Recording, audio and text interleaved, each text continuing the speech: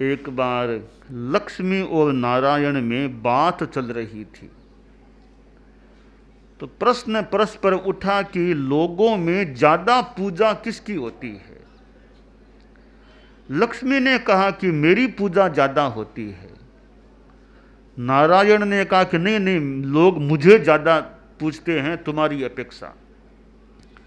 इसका निर्णय कौन करे कि किसकी ज्यादा पूजा होती है? तो कहा परीक्षा करेंगे किसकी ज्यादा पूजा होती है। परीक्षा की योजना बना ली। नारायण मनुष्य लोक में उतरे, एक साधु का रूप बना लिया, तिलक छापा किया, वह सन्यासी का रूप, और एक बड़े नगर के राजमार्ग पर वे चल रहे थे। बस नमो नारायणाय नमो नारायणाय बोल रहे थे। बड़ा तेजस्वी उनका भाल था। नगर का कोई सेठ वो रास्ते में मिल गया। उसने कहा बाबा जी कहाँ से? कि नहीं, मैं तो बहुत अभी साधना करके आ रहा हूँ, हिमालय की गुफा से आ रहा हूँ। तो महाराज यहाँ आपका प्रवास तो होगा ना? प्रवास तो अभी करना है कुछ दिनों का। तो बोला महाराज प्रवास करना है और हम भी चाहेंगे कि आपका प्रवास हमारे यहाँ हो, तो हमारे पास मेरे पास बहुत स्थान है, आप वहाँ पधारिए।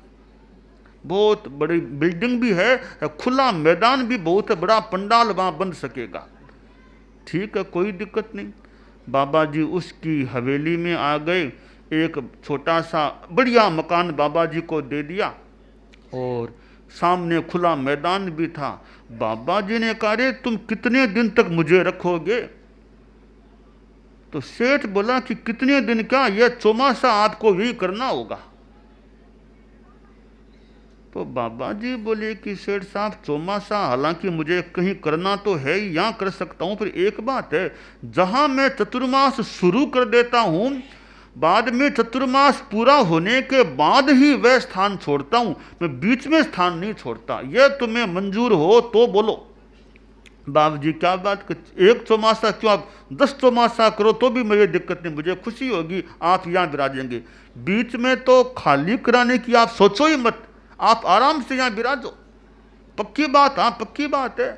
देखो कुछ भी हो जाए मैं बीच में स्थान नहीं छोड़ूंगा, तुम ध्यान से कान खोल के सुन लो। नहीं महाराज आप बार बार क्यों कहते हो, मुझे पूर्णतया मंजूर है, आप आराम से विराजो, बीच में कोई आपको नहीं हटा सकेगा। और मैं कहूँगा एक चतुर्मास क्या 10 चतुर्मास आप मेरे यहाँ पर करो। ठीक है, बाबा जी वहाँ विराजमान हो गए, रोज प्रवचन करना शुरू कर दिया। लोगों की बहुत भीड़ होती बाबा जी के प्रवचन में। अब लक्ष्मी की बारी थी करामात दिखाने की। लक्ष्मी भी मनुष्य लोक में आई और एक कोई सती का रूप धारण कर लिया। एक घर के सामने से गुजरी तो कोई घर में गृहिणी थी, उसने कहा सती जी महाराज मेरे घर में भी आइए, पगला कर दीजिए। तो सती जी उसके घर में गए कि कुछ तो लो, कुछ पानी कुछ तो पियो, कुछ लाओ लाओ क्या चाहती हो तुम, कि पानी तो कुछ पियो।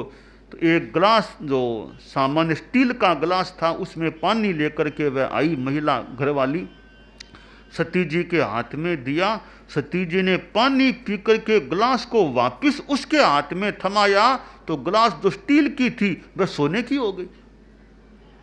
अब सेठानी जो थी गृहिणी उसने देखा अरे यह तो कोई करामात वाली सती है, हाथ में दिया स्टील की गिलास सोने की हो गई।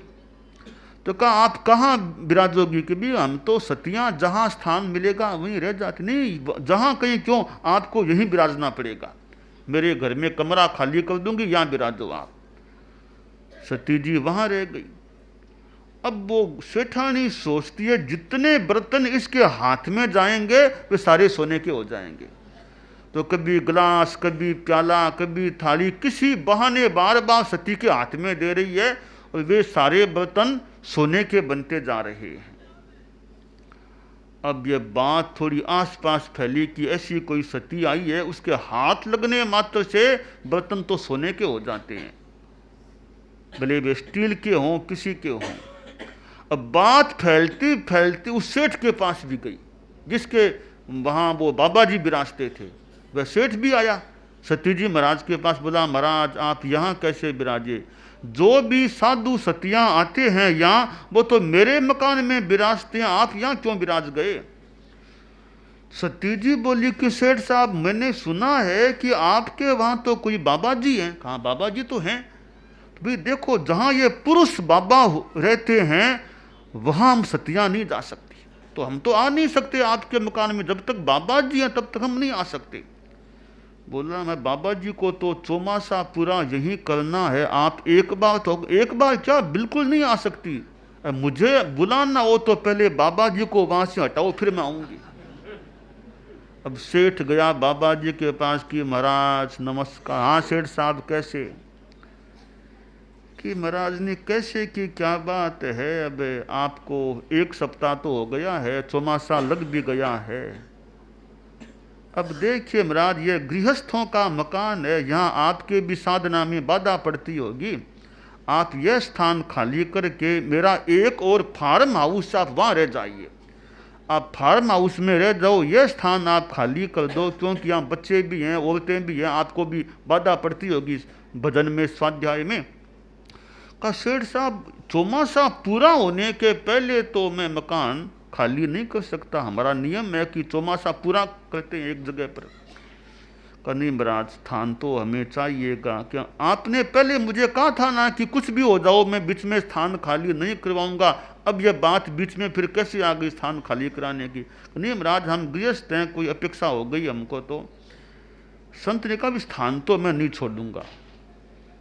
सेठ बोला या तो आप शांति से खाली कर दो, वरना मेरे 4 आदमी आएंगे, आपके हाथ पांव पकड़ निकाल देंगे बाहर आपको। कुछ के मैं तो स्थान खाली नहीं करूंगा। अब सेठ ने नौकरों से कहा रे तुम जल्दी करना, 2-4 मिल के बाबा जी का बोरा बिस्तर सब बाहर फेंक दो, तुम निकाल दो बाबा जी को यहाँ से। अब सेठ गया उस सती के पास कि आइए, कि आऊं कैसे, वो बाबा जी गए कि नहीं, बस आप आओ, बाबा जी गए मानो आप। वो सती जी आई घर के पास, तब देखा कि 4 आदमी मिलकर के बाबा जी को उठा करके बाहर निकाल रहे थे, बोरिया बिस्तर बाहर फेंका जा रहा था। तब बाबा जी को बाहर निकाला, सती जी बाबा जी के पास आई, हाथ मिलाया, दोनों आकाश में उड़ गई। फिर पूछा बोलो दुनिया में पूजा किसकी होती है? जब तक मैं न आऊं तब तक तो आपकी पूजा, मेरे आने के बाद लोग आपको छोड़ देते हैं, मेरे पीछे हो जाते हैं।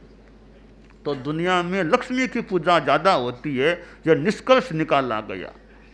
तो आदमी के मन में कितनी लालसा आकांक्षा होती है, धन के प्रति कितनी आकांक्षा, पद की आकांक्षा, प्रतिष्ठा की आकांक्षा। ये इच्छाएं हमारी परिसीमित हो जाएं तो हम दुखों से छुटकारा प्राप्त कर सकते हैं और परम आनंद की ओर आगे बढ़ सकते हैं।